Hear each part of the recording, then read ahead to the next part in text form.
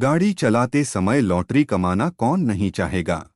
क्या आप किसी ऐसे देश को जानते हैं जो ट्रैफिक नियमों का पालन करने पर वाहन चालकों को पैसे देता हो?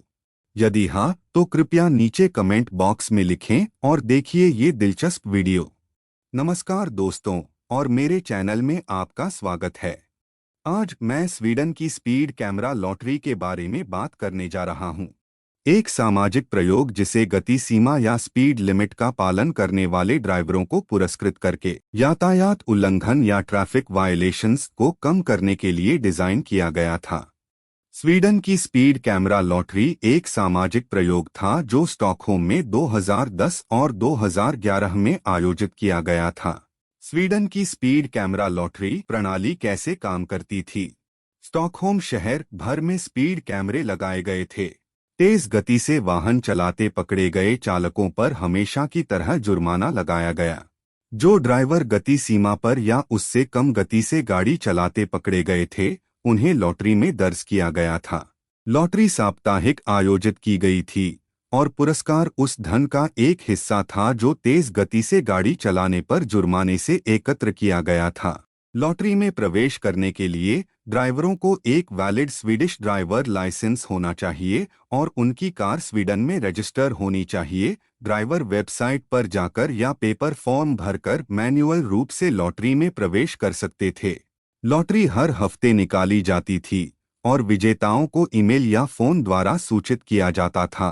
पुरस्कार राशि तेज गति से जुर्माना लगाने से एकत्र की गई राशि के आधार पर भिन्न होती थी। कुछ मामलों में पुरस्कार निधि 1 लाख स्वीडिश क्रोनर लगभग $12,000 अमेरिकी डॉलर से अधिक थी। लॉटरी ड्राइवरों में बहुत लोकप्रिय थी। 2 वर्षों के दौरान 1 मिलियन से अधिक ड्राइवरों ने लॉटरी में रजिस्टर किया। लॉटरी यातायात उल्लंघन को कम करने में भी सफल रही। जिन इलाकों में लॉटरी लगी थी, वहां औसत स्पीड 22% कम हो गई थी। Swedish national road and transport research institute के एक अध्ययन में पाया गया कि लॉटरी ने यातायात दुर्घटनाओं की संख्या को 4% और गंभीर चोटों की संख्या को 7% तक कम कर दिया। अध्ययन में यह भी पाया गया कि लॉटरी युवा ड्राइवरों के बीच दुर्घटनाओं और चोटों को कम करने में सबसे प्रभावी थी। ड्राइवरों के एक सर्वे में पाया गया कि 90% ड्राइवरों ने लॉटरी का समर्थन किया और उनका मानना था कि यह यातायात उल्लंघन को कम करने का एक प्रभावी तरीका था। हालांकि कानूनी चिंताओं के कारण लॉटरी को अंततः बंद कर दिया गया था।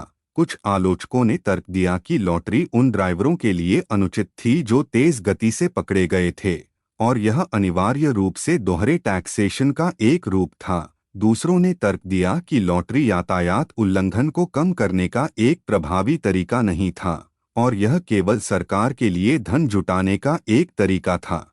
इस तथ्य के बावजूद कि लॉटरी बंद कर दी गई थी, यह एक सामाजिक प्रयोग का एक दिलचस्प उदाहरण बना हुआ है जिसे इंसानों के व्यवहार को बदलने के लिए डिजाइन किया गया था। यह प्रयोग यह भी याद दिलाता है कि यातायात उल्लंघन की समस्या से निपटने के कई अलग अलग तरीके हैं। आपको यह वीडियो कैसा लगा? क्या आप अपने क्षेत्र में भी स्पीड कैमरा लॉटरी प्रणाली चाहते हैं? यदि हाँ, तो कृपया कमेंट करें। देखने के लिए धन्यवाद। मुझे आशा है कि आपने स्वीडन की स्पीड कैमरा लॉटरी के बारे में कुछ नया सीखा है। यदि आपके कोई प्रश्न या टिप्पणियां हैं तो कृपया कमेंट बॉक्स में लिखें और दुनिया भर के दिलचस्प सामाजिक प्रयोगों के बारे में अधिक वीडियो के लिए मेरे चैनल को सब्सक्राइब करें। धन्यवाद।